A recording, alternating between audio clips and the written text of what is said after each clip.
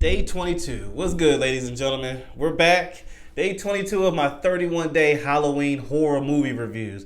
And this one is very special to me. This is, to me, the movie I'm about to talk about is very special to me because, and this might be controversial, but this is just my opinion.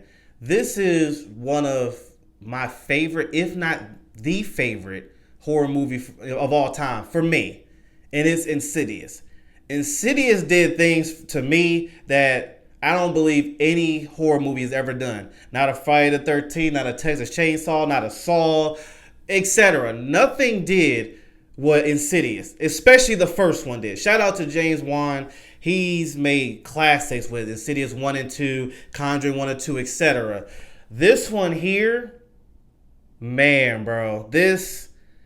I don't really get scared in horror movies. And I'm talking about, like, when I say scared, I ain't talking about no jump scare. Jump scares make you, it makes you jump a little bit and you forget about it. I ain't talking about that. I'm talking about something that makes you think about a situation for the next couple of days. There's a moment in Insidious that makes me, whew, man. Like, I never forget it. When I first saw Insidious, I was like, dang, I was literally terrified. After seeing that movie, and of course I saw that night in the theater, that drive home, and then I'm thinking about it when I'm at work. I'm thinking about it the next day. I remember this was the only horror movie that made me think about it. This one scene, which I'll get to in a minute, but had me think about this one scene for the last 2 days. And maybe it wasn't like it made me scared where I'm looking in corners like it's gonna, how some people, they sleep and they look in a corner and they see if something's changed. No, it just made me feel uneasy. It was like I had this feeling in me. I was like, little chills. You know what I'm saying? Nothing did it like that to me the way Insidious did. Not that long. I've had movies that give me chills as I'm watching it and maybe like a couple minutes after the movie's done, but it's already hard enough to scare me in general. Like, I can go to haunted houses and my family will be behind me because I can walk in the front and it wouldn't bother me. A little jump scare like that, but that's about it. And then when I watch movies, especially now, I've seen so many that it's hard to scare me. You could have got me when I was a kid, but as an adult, it's very hard. So for Insidious to have done it when it came out, which was 2010, man, it's been that long, 15 years. I believe it was 2010, something like that. I gotta look it up. But for it to do that, and I don't have that chill feeling now watching it again, but I still remember that moment when I saw this specific scene. I was like, man, that brought back memories. And it still makes me feel some type of way when I see it. But that's when this is a classic. For me, I have to put Insidious up there. Because if you can do that to me, yeah, you get it. You get that spot in the Mount Rushmore of horror movies. But the plot, I'm going to keep it simple because I want to get through some parts of this movie that I feel, and then I want to answer this question like I do for anything else that I watched, that I've seen already, I'm watching again. Is it better seeing it again, or is it worse? I want to get to that.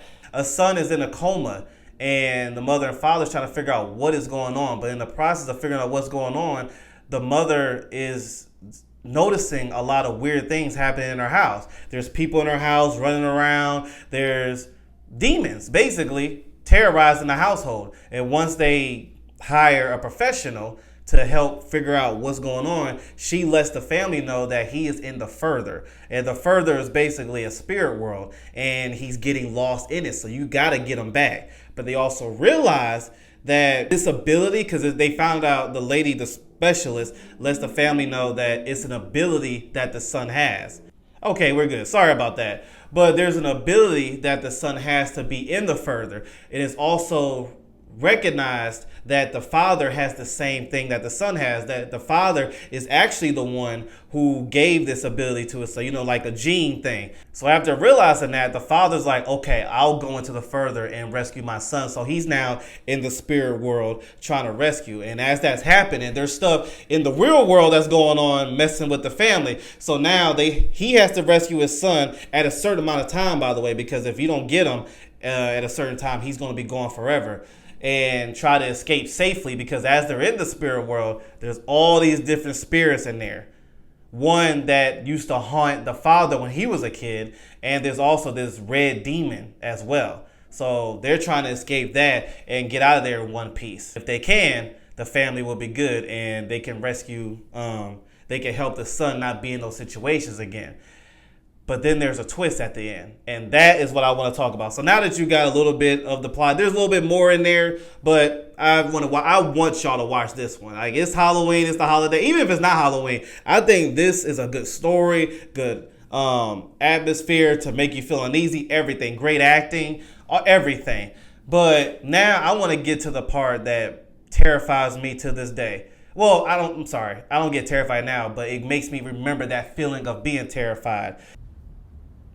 I know some people are going to be like, are you talking about the scene where the father's mother comes to visit to let him know about his past? And when she's telling the story, she looks to the side and the red demon's right behind her son and is screaming. That's usually the famous jump scare that scares a lot of people about Insidious, that people always remember about the movie.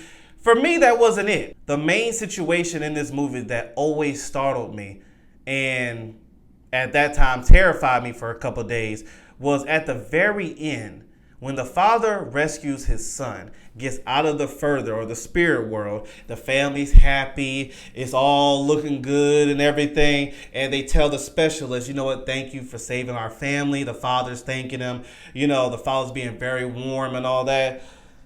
As the father is being warm and thanking the specialist, the lady notices something different with the father. She's looking at him. And everybody else don't notice it, but she specializes in this stuff. She's looking at him. And she's like, something ain't right. So she gets her camera. And as he's talking, he has no idea she's doing this. He's doing whatever he's doing. And he gets a camera and puts it next to him. And when he turns around and she snaps the picture, it snaps into this demon, which in the movie is this woman in a black dress, this really pale woman in a black dress. And she gets terrified and the demon comes up to her and, kills her. Bro, that always stuck to me is because of, it's to be real, it's how James Wan did it. The way I'm explaining it doesn't give that scene justice. It's the directing, the music build up. You hear this build up of music, and then when the guy turns around and it snaps the picture, it flashes. And when it flashes, the guy leaves and is now just a demon.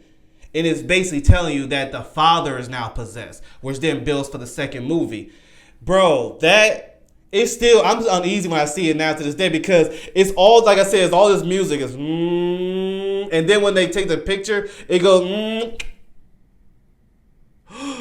boom. Bro, that was genius. After the movie, and mind you, the movie's been amazing the whole time. There's been other terrifying situations. There's been great plot, great everything. I was literally satisfied with how the movie was already.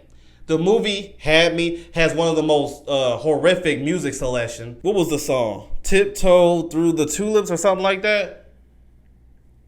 It had one of those like memorable songs that I will always think of Insidious. Tiptoe through the like, bro, that I'm pretty sure whenever that song was made, it was not made to be a horror movie, but I'm glad it was because it is something unsettling. Insidious, I love the whole franchise. To be real with you, I can watch all of them. Was the third one to the end great? No. But I still have love for the franchise. How should I say? I should say love for the franchise. Well, no, I do love the franchise, but I can't say the third one and after was as great as the first two. The same with The Conjuring. I can watch every Conjuring movie. I watched The Nun, Annabelle, all of them. Now, is it at the level of Conjuring 1 and 2? No. But, yeah, every movie franchise, in my opinion, had movies where they either wasn't good or they were just mid. That's fine. The first two is undeniable. That legendary, bro. Insidious will always be remembered as one of the greatest to me. Anyway, yeah, I heard they're making a TV show with Insidious.